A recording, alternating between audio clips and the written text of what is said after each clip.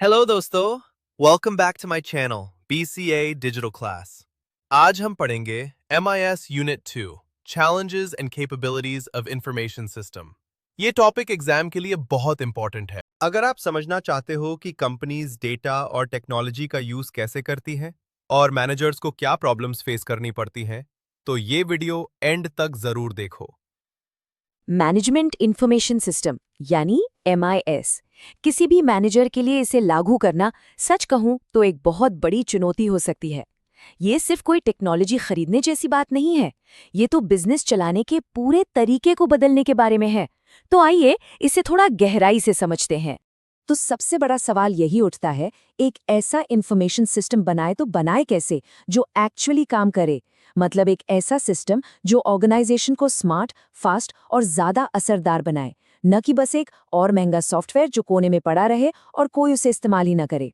और यहीं पर सबसे बड़ा खतरा भी है, सबसे बड़ा जोखिम, जो नहीं करना चाहिए उसे करने में और अधिक कुशल हो जाना। इसका मतलब क्या हुआ? मतलब ये कि अगर प्रोसेस ही गलत है तो उस पर टेक्नोलॉजी लगाकर उस गलती को और तेजी से किया जाएगा। सीधी सी बात है, बिजनेस को गलत दिशा में बस और तेजी से ले जाया जा रहा है। तो फिर इसका सल्यूशन क्या है? देखिए, शुरुआत हमेशा अपनी प्रोसेस से करनी चाहिए। किसी भी सफल सिस्टम की नींव, उसकी फाउंडेशन टेक्नोलॉजी नहीं, उसकी प्रोसेस होती है। इसको कहते हैं बिजनेस प्रोसेस मैनेजमेंट या शॉर्ट में BPM। बेसिकली ये टूल्स और मेथड्स का एक सेट है जिससे बिजनेस की प्रोसेस को लगातार एनालाइज, डिजाइन और बेहतर बनाया जाता है। और हाँ, कोई भी टेक्नोलॉजी का फैसला लेने से पहले ये सबसे जरूरी शुरुआती बिंदु है। BPM एक स्ट्रक्चर तरीका देता है। पहला स्टेप, उन प्रोसेस को पहचाने जिनमें बदलाव की जरूरत है। फिर दूसरा, जो अभी की प्रोसेस है उनको एनालाइज करें। तीसरा, नई प्रोसेस को डिजाइन करें। चौथा, इस नई प्रोसेस को लागू करें। और पांचवा, जो कि शायद सबसे जरूरी है, लगातार मापते रहें।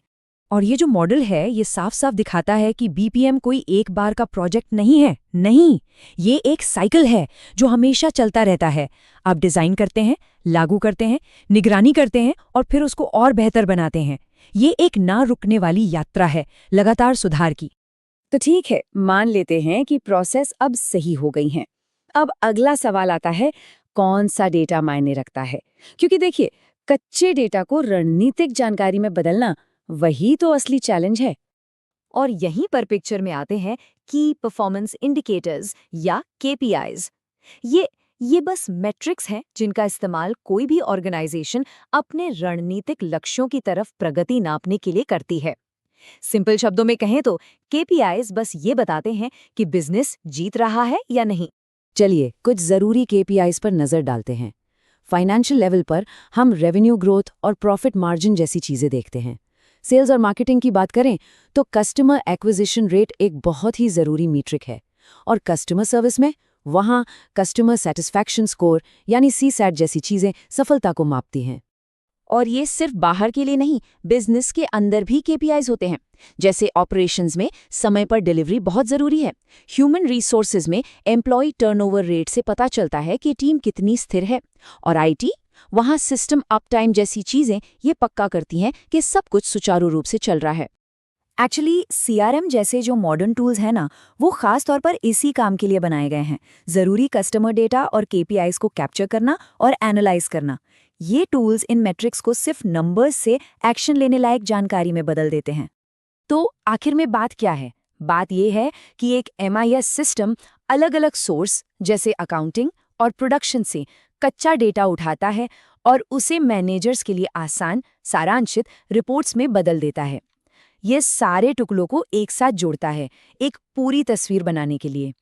चलिए अब आते हैं प्रैक्टिकल चुनौती पर, और वो है एक संतुलन बनाना। मतलब सिस्टम में क्या क्या क्षमताएं चाहिए और उसके लिए बजट कितना है, इन दोनों के बीच संतुलन बनाना। हर मैनेजर को इन दो बड़े सवालों से जूझना पड़ता है। कितना खर्च करें और ये सिस्टम करेगा क्या? एक तरफ ROI और टोटल कॉस्ट ऑफ ओनरशिप यानी TCO को आंके, और दूसरी तरफ ये भी तो देखना है कि सिस्टम रणनीतिक लक्ष्यों से मेल खाता हो और भविष्य के लिए स्केलेबल भी हो। ये सच में एक बहुत मुश्किल संतुलन है। लेकिन जानते हैं, एक अच्छी प्लानिंग के बाद भी आखिरी समय पर कुछ बाधाएं आ सकती हैं। चलिए अब उन आम कार्यान्वयन चुनौतियों की बात करते हैं जो किसी भी MIS प्रोजेक्ट को पटरी से उतार सकती हैं। अक्सर मैनेजर्स के सामने चुनौतियां आती हैं, जैसे संसाधन कम होते हैं, टेक्नोलॉजी इतनी तेजी से बदल रही है और ऑर्गेनाइजेशन में लोग बदलाव को आसानी से स्वीकार नहीं करते। इसके अलावा कितनी गहरी जानकारी चाहिए और कितनी व्यापक, इसके बीच संतुलन बनाना भी एक अलग ही चुनौती है। तो सफलता के लिए मैनेजर की टूल किट में क्या होना चाहिए? सबसे पहले जितने भी संबंधित हितधारक हैं उन सबको फैसलों में शामिल करें। दूसरा, पूरी तरह से लागत लाभ विश्लेषण जरूर करें। तीसरा, सिस्टम के प्रदर्शन को लगातार मॉनिटर और इवैल्यूएट करते रहें। और हाँ, सबसे जरूरी, IT पेशेवरों और विशेषज्ञों से सलाह लेने में कभी नहीं हिचकिचाएं। तो आखिर में ये पूरी बात बस एक सवाल पर आकर रुक जाती है, एक ऐसा सवाल जिसके बारे में हर मैनेजर को सोचना चाहिए। क्या उनका सूचना प्रणाली एक रणनीतिक संपत्ति है या सिर्फ एक महंगी आदत? अगर वीडियो हेल्पफुल लगा हो तो लाइक, शेयर और सब्सक्राइब जरूर करें और कमेंट में बताओ नेक्स्ट कौन सा यूनिट चाहिए। मिलते हैं नेक्स्ट वीडियो में। Thank you.